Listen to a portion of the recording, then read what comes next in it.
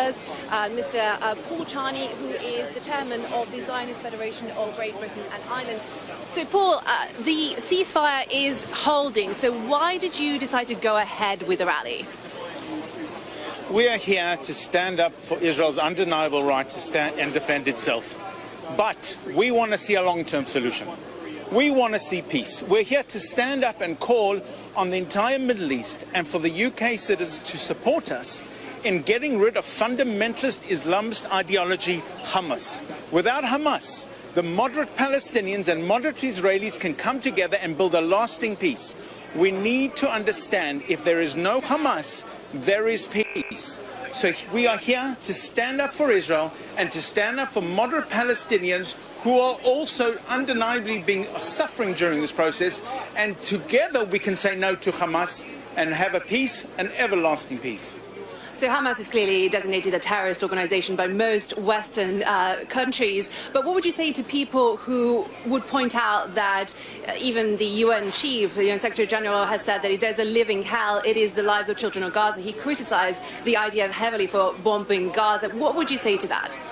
We are absolutely supportive of moderate Palestinians in Gaza to live a peaceful, safe life, open up the borders, work with Israel, and come together in peace.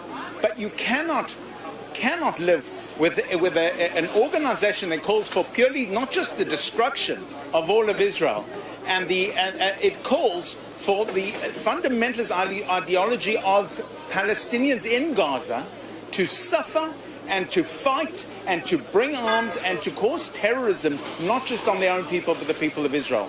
The fundamental problem here is Hamas. If we get rid of Hamas, you get rid of the problem. So Britain is already a great ally of Israel. What are some of the practical steps that you want the government to do? What do you want to put the pressure on government to do today? Well, we need to find a Palestinian Gandhi who can stand up and work with Israel and empower the moderate Palestinian people to be able to make a peace. Israel would like nothing more than to lower all of its borders and allow the entire Middle East to flourish. The UK can help make that happen.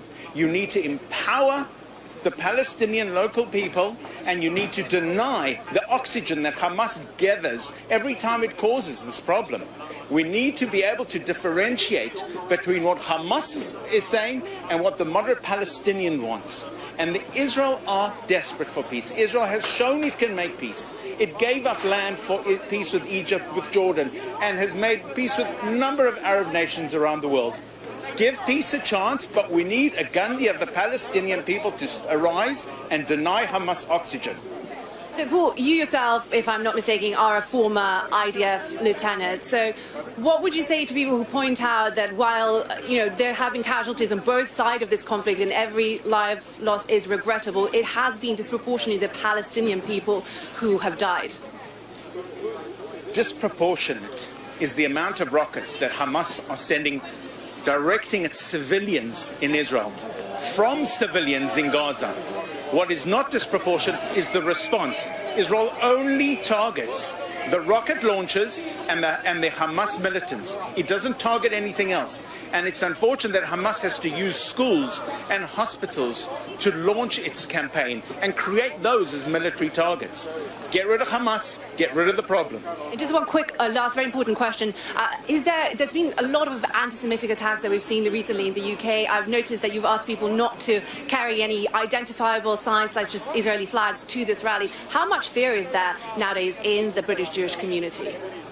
The Jewish community want to thank a huge vast of the Muslim community that stand up with the Jewish community to say no to violence on our streets of Britain. I struggle to understand why, living as a Jew in London, I am targeted because of an issue that happens in the Middle East. Jewish community doesn't hold any Muslim in this country responsible for what happens in the Middle East. Why, as a Jew, am I held responsible for politicians in Israel? Yes, we support Israel, we support democracy, we support the liberal freedoms that Israel gives the Middle East, but I'm a Jew living in London. Let's work together with the moderate Muslims in this country and get rid of anti-Semitism, the new form, anti-Zionism, which is the new form of anti-Semitism. Paul, thank you very much for your time.